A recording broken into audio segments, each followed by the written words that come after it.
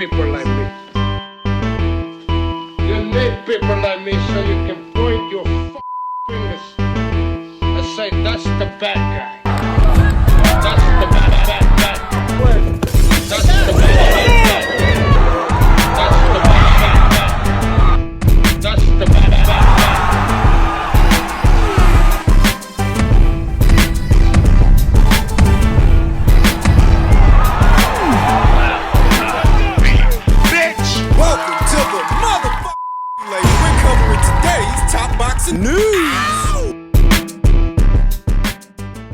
Okay, and now it's time for another installment of what is fast becoming the most popular segment here on the channel, Ring IQ Hate Mail! Comment section of my previous video detailing Devin Haney's ho-hum points win in boring fashion over Brian Gore-Tex, Andre Bishop, 2645. I guess he didn't like what I said about Devin and his style of homo fighting. He said, I feel so sorry for guys who wants to watch a Rocky Balboa movie instead of real boxing. Buddy, real boxing isn't limited to fighting like you're scared shitless. I mean, Roy Jones Jr. didn't fight like Devin Haney. Mike Tyson didn't fight like Devin Haney. Were they not real boxers? Sugar Ray Leonard. He didn't fight scared like Devin. He knocked Tommy Hearns out. Are you saying that Sugar Ray Leonard was not a real boxer because he didn't box scared like Devin Haney? See, you guys, you've got it in your head that unless a guy fights like he's terrified to get hit, it's not real boxing. Terrified because that's how you guys live your lives. Terrified. What irritates people about a Devin Haney is all this gamesmanship before the fight so that when the bell rings,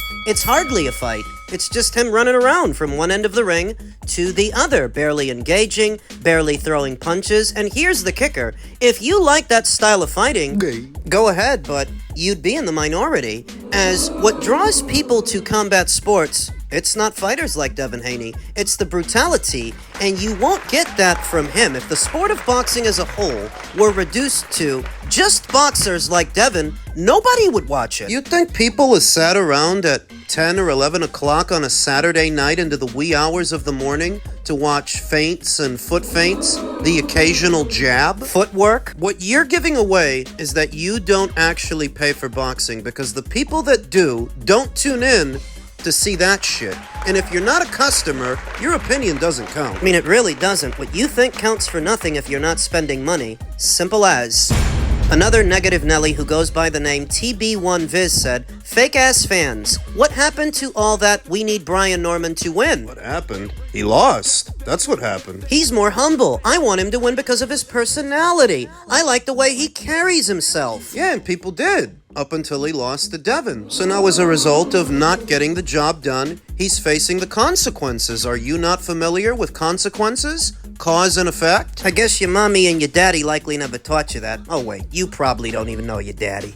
Guess your mommy never taught you that when you fail to do the job, there are consequences, and Brian Gore-Tex is now experiencing those consequences. He let a lot of people down, like you let your ancestors down.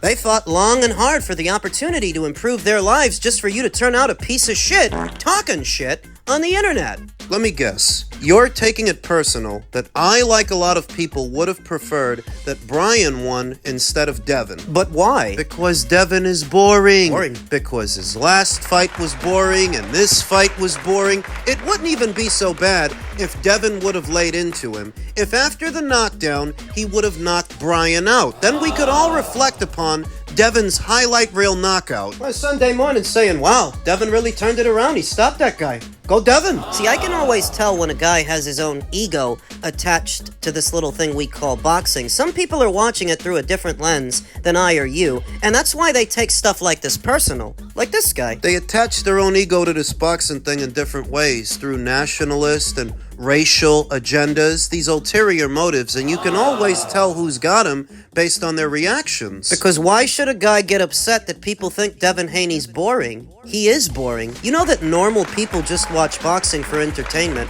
not to live vicariously through these athletes and feel good about themselves. Oh, because Devin is the same race as me, or he's from the same place as me. Loser! I hate to break it to you, but yeah. Loser. When out of proportion, that's how losers watch boxing, and that's the lens that a lot of losers watch boxing in. It's just for entertainment, and Devin's not entertaining, which is why so many people wanted him to lose, myself included. I mean, it's all right to support the hometown team, or in this instance, the hometown fighter. I get all of that. There's always a wee bit of tribalism in any organized sport, not just boxing. But if you get to a point where you're getting offended, where you're taking it personal, and you are taking it personal, that people wanted Brian to win because Devin is boring, it's because they don't want to watch Devin Haney fights anymore. Even when he wins, it doesn't matter because it's not entertaining. See, for you, watching boxing is something else. You watch it for some other reason, through some other lens, whereas the rest of the world, the normal people, they just want to be entertained. Now, yeah, there is a little bit of tribalism in there, but not out of proportion like what we get from you. And more importantly, I know you don't even pay to see boxing, as your average Devin Haney defender doesn't spend 1 red cent on boxing. Actual customers and people that pay money to see this sport don't want to see that shit. So yeah, there were a lot of people hoping that Brian would get the job done, so that maybe we got a homegrown champion who's a knockout merchant, who's got his own personality, and he doesn't spend all his time trying to be like someone else. Trying to be like Floyd. We didn't want to have to deal with any more of this Mayweather wannabe. Oh.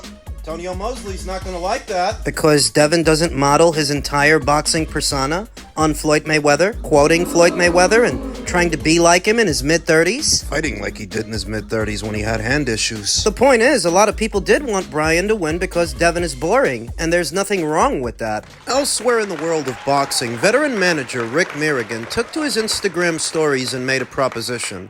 Ortiz versus Ennis, May 5th, or Zurdo versus Benavidez, or both, same night for $103 pay-per-view. Yeah, fucking right. That's one way to take that day over for good, by joining those two would-be mega fights together and charging the boxing fans an arm and a leg to see it. My question to all of you out there is, if they actually did this, would you pay the $103? Isn't that a bit steep? I would say it is, because the pay-per-view this past weekend only costed $60. This pay-per-view proposition would cost $40 more than that. This weekend's pay-per-view featured Bam Rodriguez in a unification match, Devin Haney, Benavidez versus Yard in the main event, and that was $60. So why should this pay-per-view cost $40 more than that one? Because Rick Mirigian is just another greedy boxing manager trying to squeeze blood out of a grape and overstating his fighter's value. Nothing about Virgil Ortiz's marquee value suggests that he is a box office attraction. Now, I understand that Boots versus Ortiz may seem a hot topic in the boxing space, but if you actually built that as a pay-per-view, how many people do you think would actually buy it in this landscape? Not a lot. Virgil Ortiz and Boots Ennis have no track record of selling pay-per-views, so you might want to start there. Then you have to look at their gate receipts and how many people are actually showing up to a Boots fight or a Virgil Ortiz fight to read the room. That's a barometer. Right now, I think that Boots versus Ortiz is a fight for the hardcores.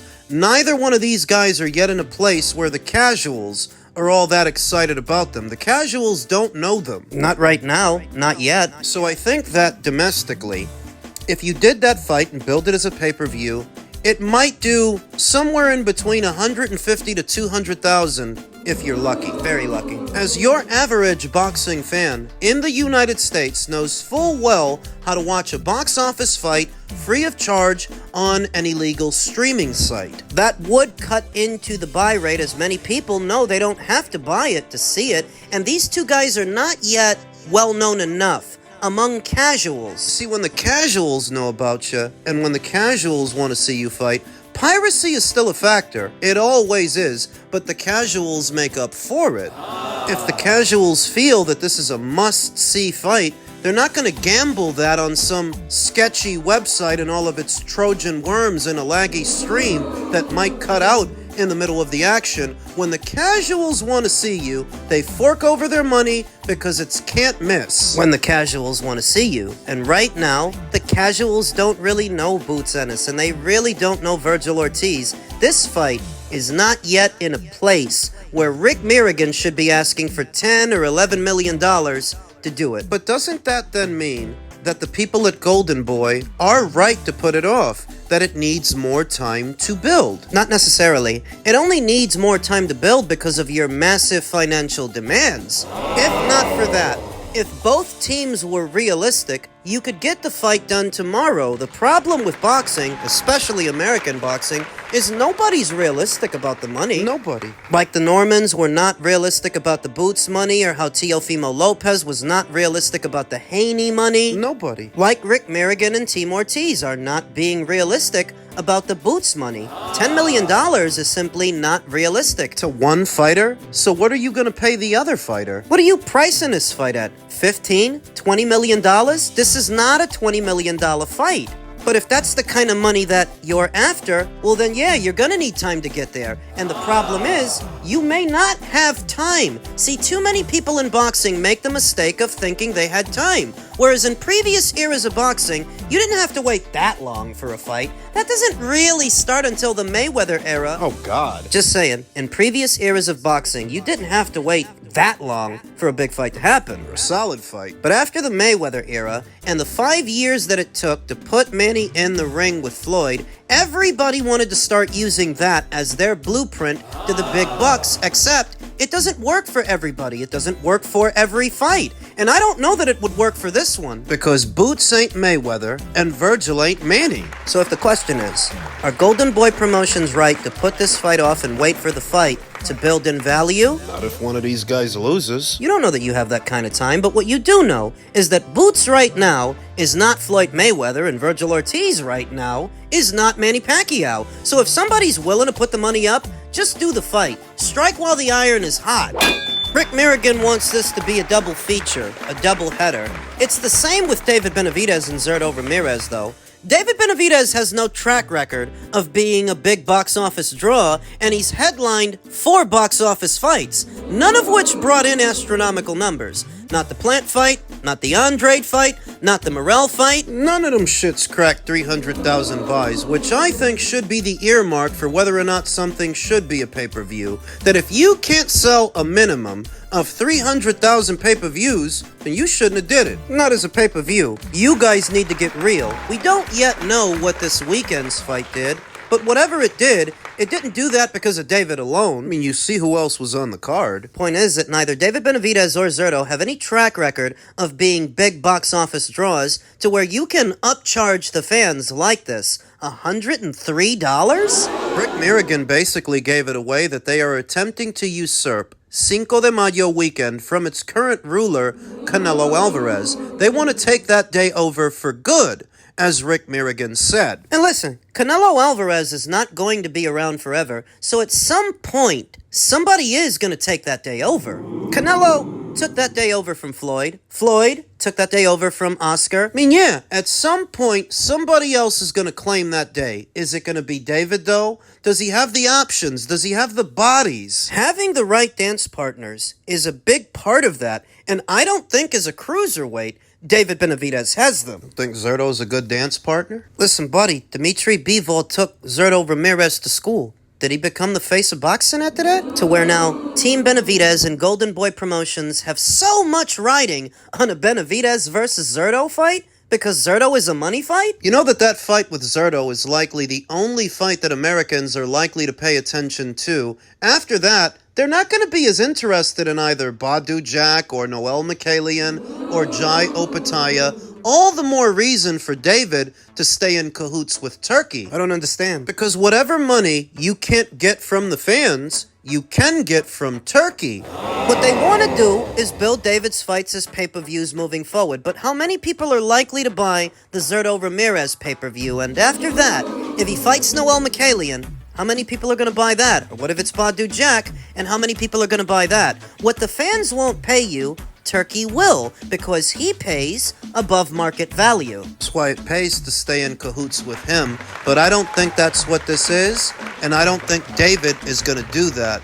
Or Golden Boy. Now for a bit of spin from David Benavidez's longtime handler, Samson Lewkowicz, who claims that regardless of whether Benavidez wins or loses the fight with Zurdo, there is a verbal agreement with the WBA to order Bivol versus Benavidez to eliminate the regular light heavyweight championship, the one that David Benavidez currently holds. Oh yeah, he's got a WBA Reggie title. And so I guess because Samson Lewkowicz said it, it must be true! Said no one ever. David made it a point to immediately announce the Zurdo Ramirez fight right after he beats Anthony Yarde. He didn't wait a day or so, a week. He did it right after the fight, meaning that's next. No ifs, ands, and buts. His next fight is at cruiserweight. So what are the odds that this guy, who walks around at 2 and change, and is next fighting at cruiser, is going to, after that, drop down to light heavy? What are the odds? That I should believe a fight between David and Dmitry is still viable at light heavy. You understand that before David even fought David Morrell, he was talking about moving up, going up to cruiser. What does that tell you? What that tells me is that just one fight into his light heavyweight campaign, this guy was busting at the seams, ready to move up. Likely because he walks around at 2 and change, it's plain as day. So that when Samson says there's still a chance that David might drop down to fight Dmitry, per an order from the WBA, that's all smoke and mirrors. What that is false hope. They know how this looks. They know how people are interpreting this move up to cruiserweight to fight Zurdo, who Dmitry beat already. Nobody thinks Zurdo is a better fighter than Dmitry. Nobody with a functioning brain cell, and nobody who saw what Dmitry did to Zurdo 3 or 4 years ago. So because they know this, they want to give people false hope that after the fight, there's still a chance that David might fight Dmitry, so watch the fight. Watch the Zurdo Ramirez fight. Now, you know that Zurdo Ramirez is not all that popular a guy. David is a bit more popular, but not so popular that he can operate as an island. So they always have to attach his name to someone else, like what they did with Canelo and what they're still doing with Canelo. They're also now doing with Dmitry. He might still fight Dmitry. He might do it. It's all bullshit, but they need to add an incentive for people to pay attention. Look at how easily David Benavidez was overshadowed by the co-main event to the main event. The Haneys versus the Normans. How easily they stole his thunder in the build-up of this weekend's card. That felt like the unofficial main event in the build-up, as David Benavidez by himself is just not that interesting. You have to bring up Canelo, or in this instance, you have to bring up Dmitry to make him interesting. Fighting Zurdo by itself? I mean, it's all right. It's an all right fight. I don't hate that fight, but I know it's not really a big money fight. So they still gotta make empty promises about David dropping down to light heavy to fight Dmitry, which isn't likely to happen, but what is David after the fight, should he beat Zurdo, will tell Dmitry to move up. That if and when Dmitry's done at light heavy and he moves up to cruiser, he'll be waiting for him. That's what he's gonna do. That's how he's gonna keep that conversation alive and try to keep himself marketable at a weight most Americans don't watch. The periodic mention of Canelo Alvarez. Samson Lewkowicz must think we're all morons expecting a guy who walks around at 2 and change who's about to fight at cruiser to then after that drop back down to light heavy. Yeah, fucking right, Samson. What do you think we are, morons? Well, David's fans are.